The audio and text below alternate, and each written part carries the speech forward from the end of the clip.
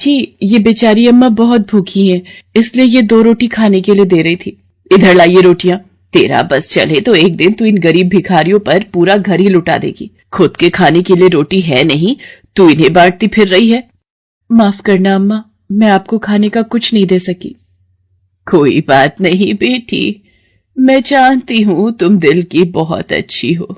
मुझे रोटी ना देना तुम्हारी मजबूरी है। भगवान तुम्हारा भला करे।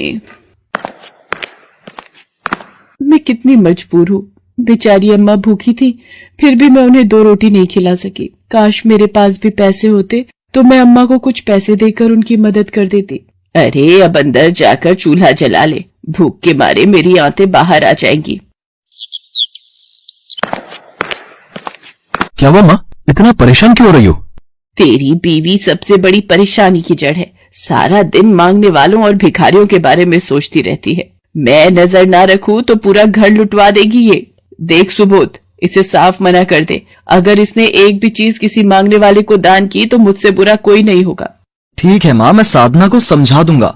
अब तुम भी इतना गुस्सा मत करो, वरना बीमार पड़ जाओगी। सुबोध अपने कमरे में आ जाता है।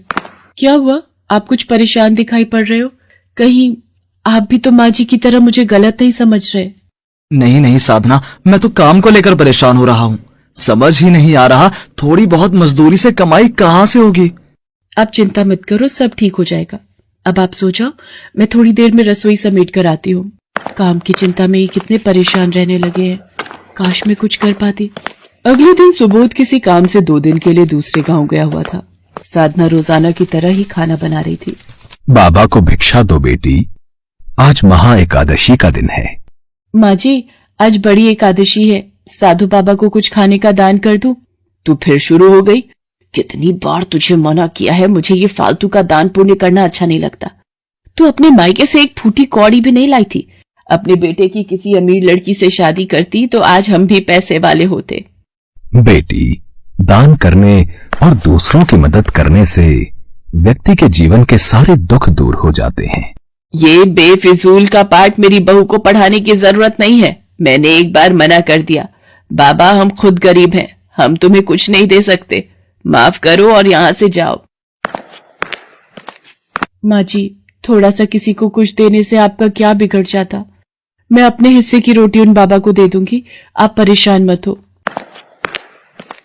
बाबा रुको, ये लो, भोजन थोड़ा है, अगर इससे आपका पेट भर सके तो।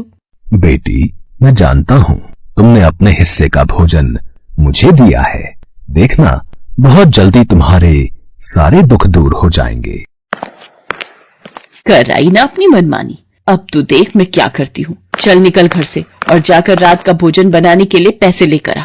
बड़ी मांगने वालों की सगी बनती है। अब देखती हूँ तेरी मदद करने को कौन आता है। पर माँ जी, मैं इतनी सुबह सुबह कहाँ जाऊंगी? मुझे पैसे कौन देगा?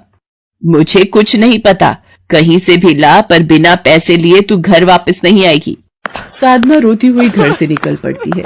उसे कुछ समझ नहीं आ रहा था कि वो क्या करे, कहाँ जाए। चलते चलते साधना एक जंगल में पहुंच जाती है और वहां पेड़ के नीचे बैठकर रोने लगती है। अचानक साधना को एक हाथी के चीखने की आवाज सुनाई देती है। ये तो किसी हाथी की आवाज है। आवाज तो उस तालाब में से आ रही है। अरे, ये छोटा हाथी का बच्चा तो दलदल में फंसा हुआ है। रुको, घबराओ नहीं, मैं अभी तुम्हें इस तालाब से बाहर निकालती हूँ। मुझे पेड़ की टहनियों को बांधकर रस्सी बनानी होगी। साधना बहुत कोशिशों के बाद हाथी के बच्चे को तालाब के कीचड़ में से बाहर निकालती है। ये बेचारा तो कीचड़ में गंदा हो गया है। इसे इस हाल में अकेला भी नहीं छोड़ सकती। मुझे इसे घर ले जाकर नहलाना होगा, और लगता है ये बहुत भूखा भी है। चलो, मैं तुम्हें अपने घर ले चलती हूँ, फिर तुम्हें अच्छे से नहला धुलाकर खाने को दूंगी। ये कीचड़ में भरा किसका हाथी उठा लाई है? मैंने तुझे पैसे लेने भेजा था और तू इसे उठा लाई। अब कुछ बोलेगी भी या जुबान बंद हो गई है?